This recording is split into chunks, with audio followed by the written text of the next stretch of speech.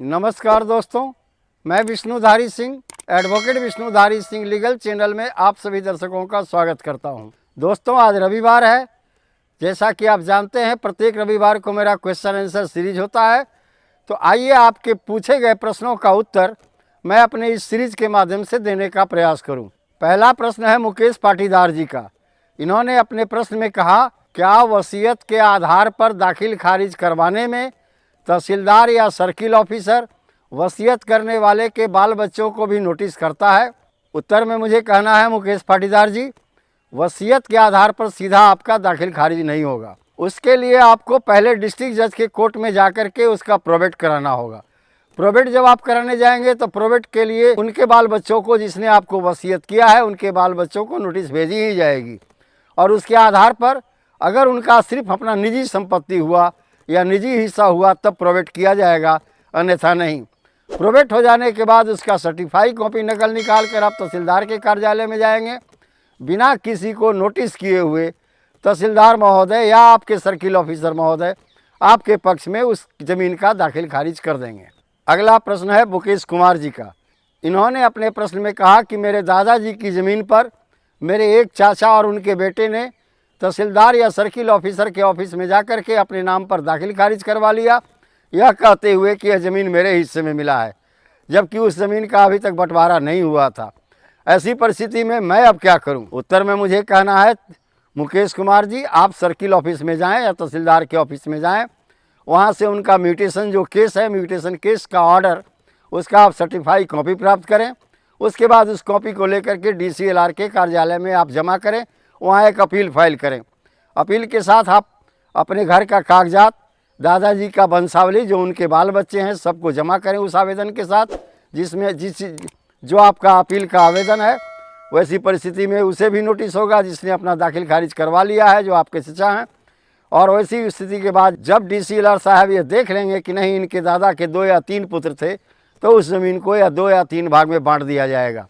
लेकिन हाँ, अगर उसके बदले में जिस चाचा ने जो तहसीलदार के यहाँ जाकर के अपने नाम पर दाखिल खारिज करवाया, अगर उसके बदले में आपको कहीं हिस्सा मिल गया है, तो पुनः आपके चाचा का दाखिल खारिज कैंसिल नहीं होगा।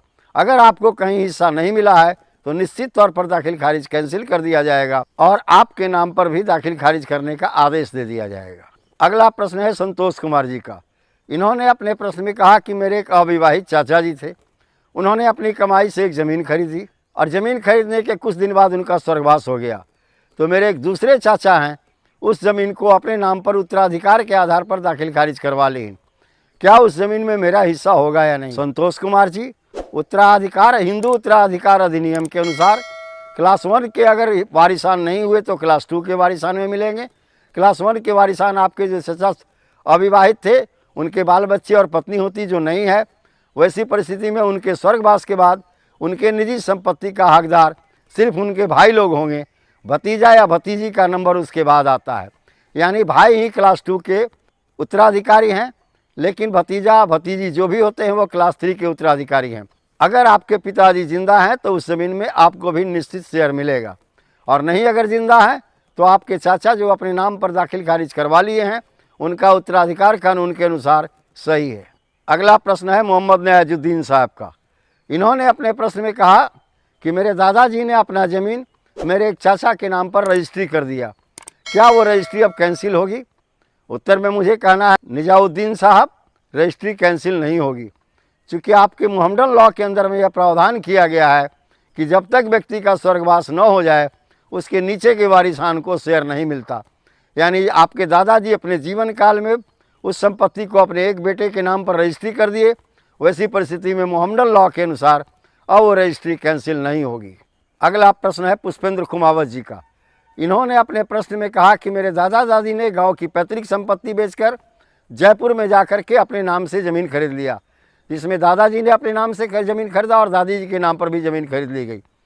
बाद में दादाजी उस ज़मीन को पूरे लोगों में बांट, जितने उनके बाल बच्चे थे उसमें बांट दी, और उसके बाद उनका स्वर्गवास हो गया। वर्तमान में दादी जी मेरे छोटे चाचा जी के साथ रहते हैं, और उसके बाद दादी जी के नाम पर जो संपत्ति थी वो अपने छोटे बेटे को गिफ्ट करना चाहते हैं। क्या उनका गिफ्ट कैंसिल होगा? उत्तर में मुझे कहना है पुष्पेंद्र कुमार जी, गिफ्ट डीड निश्चित कैंसिल होगा, क्योंकि दादी जी के नाम पर जो भी संपत्ति खरीदी गई थी वह संपत्ति आपके गांव के पैतृक संपत्ति को बेचकर खरीदी गई थी। वैसी स्थिति में वो संपत्ति पैतृक संपत्ति मानी जाएगी और दादी जी को कोई अधिकार नहीं है कि उस ज़मीन को बेच दें या किसी एक बेटे को दान दे दें। अगर ऐसा वो करती हैं तो रजिस्ट्री भी कैंसिल होगी और उनका दान पत्र भी कैंसिल हो जाएगा। अगला प्रश्न है भारत देश साहब का। इन्होंने अपने प्रश्न में कहा कि मेरी सौतेली माँ के नाम पर मेरे पिताजी ने 2 प्लॉट खरीदा, एक प्लॉट 4 कट्ठा 2 धुर का और दूसरा प्लॉट 3 कट्ठा 4 धुर का।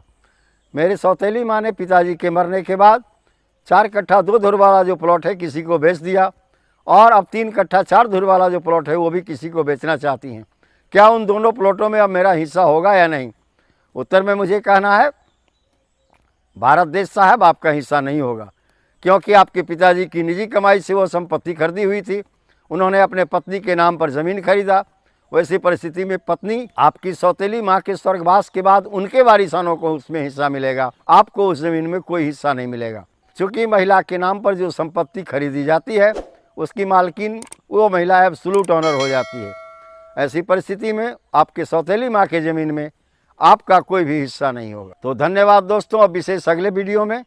अगर मेरा यह प्रश्नोत्तर सीरीज आपको पसंद आया तो इसे आप लाइक करें, सब्सक्राइब करें, अपने साथी और संबंधियों को शेयर करें, ताकि उन लोगों के पास भी अगर इस तरह का कोई भी कानूनी समस्या है, इस वीडियो में बताए गए मेरे प्रश्न के अनुसार न्यायालय में जाकर के अपना रिमेडी या अपना उपाय प्राप्त करें। धन्यवाद। अब विशेष अगले वीडियो में।